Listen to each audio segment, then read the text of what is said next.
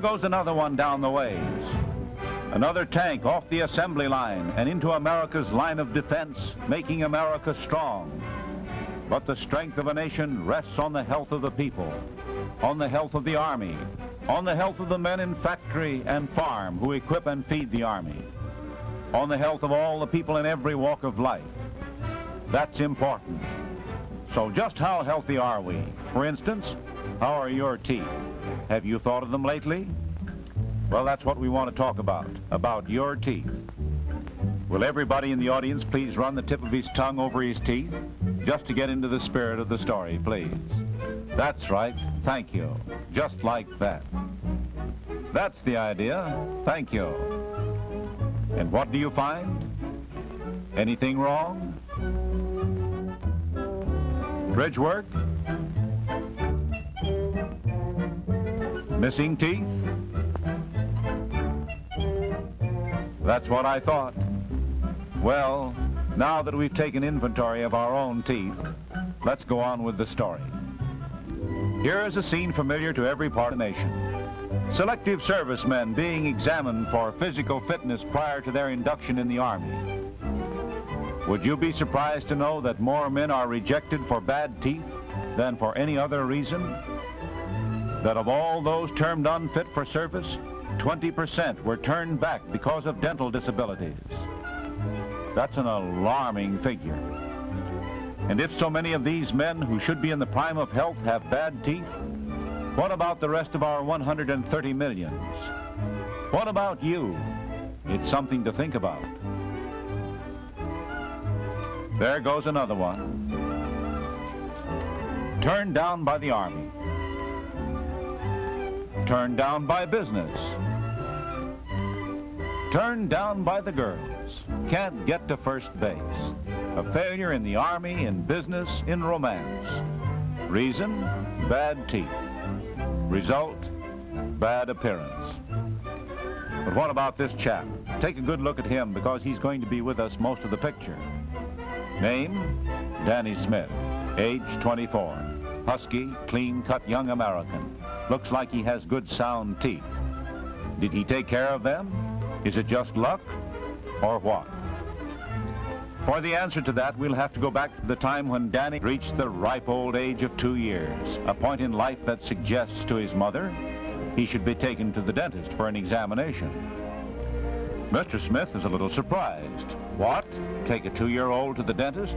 Nonsense. But Mrs. Smith reports that at a meeting of the Mothers Club, a doctor advised parents to take their children to the dentist as soon as all the baby teeth are through the gums. But Mr. Smith still thinks the idea is pretty ridiculous. Children of 2 going to the dentist. Silly, says Mr. Smith. So, they go to the dentist. The doctor gets off to a good start with Danny and makes him feel right at home. Child psychology, they call it nowadays. Danny takes the examination in his stride. Doesn't mind it a bit. In fact, he enjoys the experience.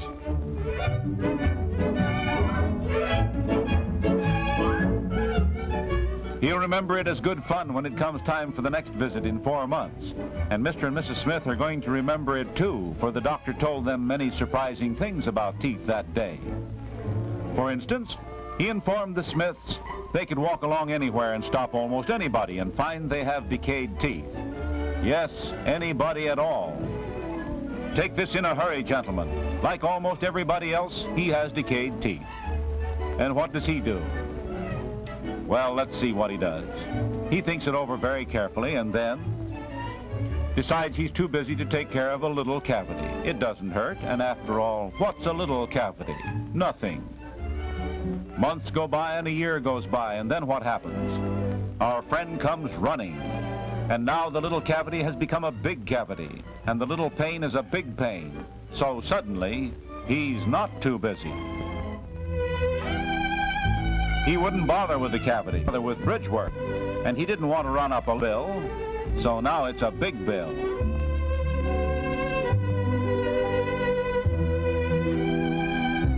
After all, what's a little cavity? Well, the years pass. Danny, a normal youngster of normal tastes, and that includes candy, grows into a stalwart young man of excellent appearance. Glowing with good health, he reflects the advice and care of his mother, who saw to it through the years of his boyhood and after that Danny had the best of physical attention, particularly in the matter of his teeth.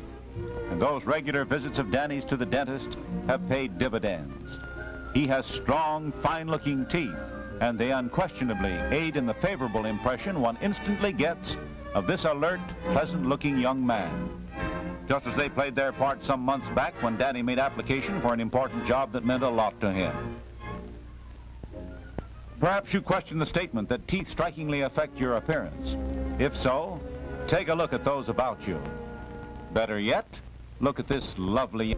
Since this picture is about faces, observe how bright, healthy teeth complement her attractive face. Nice teeth always help. We don't appreciate how essential they are until we make comparisons. As in the case of these gentlemen, note how teeth affect their appearance. This first one, would you say there was competition for Robert Taylor here? Or here? Or here? After all, what's a little cavity? Well, we see he has good sound teeth. A must if he would be healthy, and a must if he values his personal must. Well, like some of us, he sometimes on June 18th. That's today, and you're supposed to go to the dentist. Remember? No, he doesn't remember. Well, we've got some bad news for him. He doesn't know it yet, but one of his teeth is beginning to decay. The strange part of it is, Danny takes good care of his teeth. For example, he eats good, solid food. Very little sweets. But his teeth are decaying anyway. That's how teeth are. There's no way of stopping the decay except by going to a dentist, having it removed, and the tooth filled. Danny brushes his teeth every day, and properly too. But that doesn't stop decay. His teeth and your teeth need more than a bath. They need a dentist. The dental appointment has been completely forgotten. Danny is hard at work. But unfortunately for him, the decay is also hard at work. He just doesn't realize how he'll look if he loses that tooth. It does make a difference, doesn't it?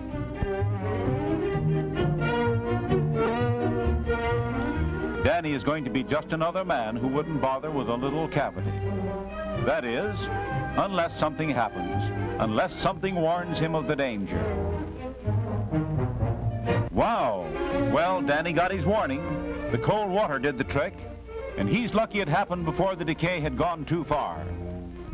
Yes, the cold water was the pause that remembers, the pause that made him remember he forgot. And before you and I can say, see your dentist regularly, Danny will be sitting in the dentist chair, and the decay has been checked, and the tooth saved. But what's all this got to do with defense, you ask?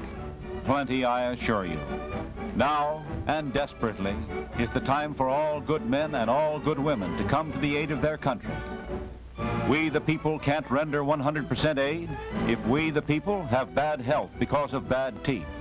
Danny is just an example. He had the training and foresight to safeguard his teeth, and when danger struck, he stopped the decay that could have sapped his health and made him unfit to serve his country at a time when it needed him. On the state of his health, and all our health, may in a very large degree depend the strength of our defense. Danny is ready. He has prepared. And the men who are in the armed forces, they will be prepared. They will get the dental care they need. But the men in industry, farmers, students, housewives, children, how about them? Are they getting the proper dental care as individuals or as members of the community? As a matter of fact, you're part of the strength or weakness of this country. How about you?